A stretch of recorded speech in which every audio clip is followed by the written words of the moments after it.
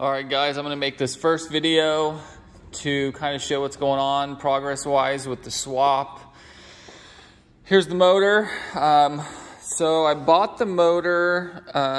You know, if I was to do this all over again, I've learned so much when it comes to this Coyote swap stuff. So, you know, a lot of times, so I'm grateful that I bought it the way I did, but, you know, if you were to save money, your probably best bet would be to buy a motor by itself and then to buy a transmission separately by itself. You could probably save a lot of money that way.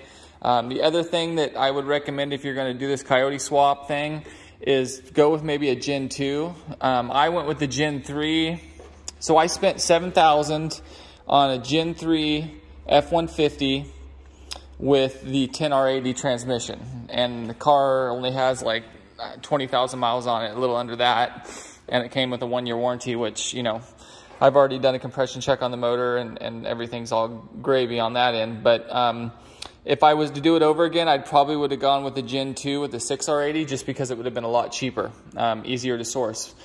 The reason why I am kind of glad that I went this route is, you know, for the price, it wasn't bad, and it came with all your control packs, or all your wiring. So the engine harness and the trans harness, I didn't realize that, you know, like I said, this is all new to me. I didn't realize that I had to have a, you know, I thought when I bought the control pack from Ford that it was going to come with an engine harness and all the stuff I needed, but that's not the case. It just comes with the body harness. So you're spending $2,400, which I've already bought, and it's just on back order from Power by the Hour, which, you know, they're super helpful, so I decided to spend my money with them. But so you're spending the $2,400 on the control pack. I've got $7,000 plus shipping, so $7,800 into the motor and transmission.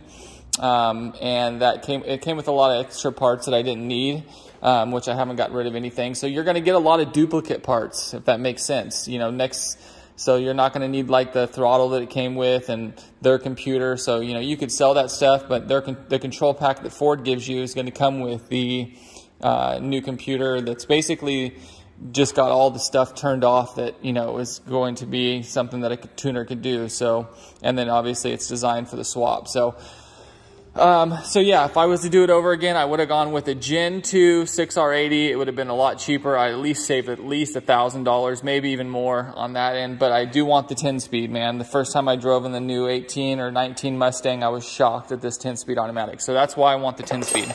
Let me show you guys the car. Don't mind the dirty ass shop. So I have two cars here. I have a 95 5.0 GT that, you know, this was kind of like, I had always had Foxbody Mustangs before this. I had, this is like the 8th or 9th or something crazy Foxbody I've had. But I bought my first SN95 after I had sold the Fox a long time ago back in high school. And I bought this car, it didn't look nothing like this, and I decided I liked it, man. You know, it's heavier and you can feel the heaviness, but it was more refined. It already had the disc brakes, AC that worked perfectly fine, all that kind of stuff.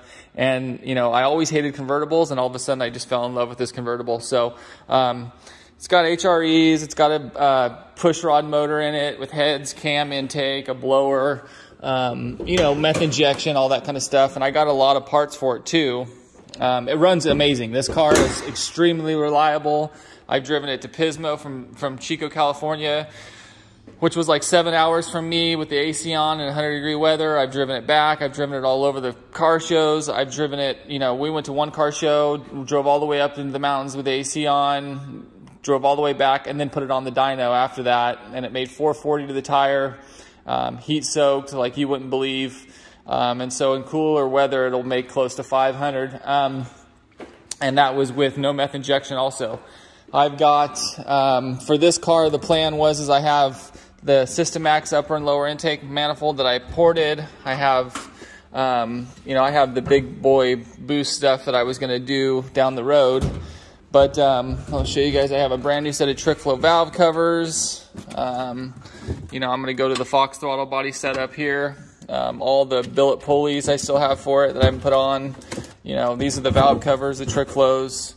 So I'm going to keep the push rod in that car. I was going to do the swap in this car is what I was getting at, but I decided that it's going to go in this car. This is my 1990. This is my baby, man. They're both my babies, but This 1990 Fox, man, there's just something about a Foxbody when you drive them. You know, and I had forgotten that. I'd owned this car for so long and I hadn't had a Fox.